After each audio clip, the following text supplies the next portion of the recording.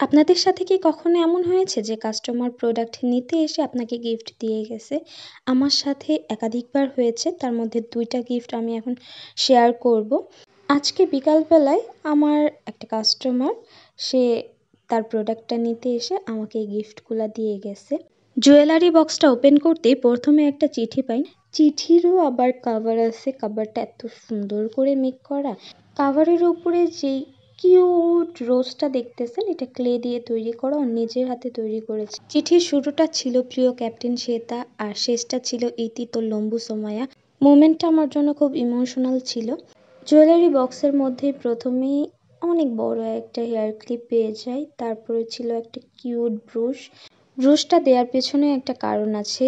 সে ইদানিং দেখছে যে আমি হিজাব ছাড়া ছবি আপলোড দিচ্ছি, মানে হিজাব ছাড়া ঘুরে বেড়াচ্ছি, এর জন্য ব্রুশটা দেয়া। আর এই যে কিউট একটা ফিঙ্গার রিং, এই কালারটাও আমার অনেক পছন্দ হয়েছে। এখন আরেকটা গিফট দেখাচ্ছি, সেও আমাকে ব্রুশ গিফট করেছে। মানে ইদানিং আমি ব্রুশ অনেক বেশি গিফট পাচ্ছি। ২ টা ব্রুশই অনেক বেশি কিউট, আর সাথে একটা ওয়াচ ছিল।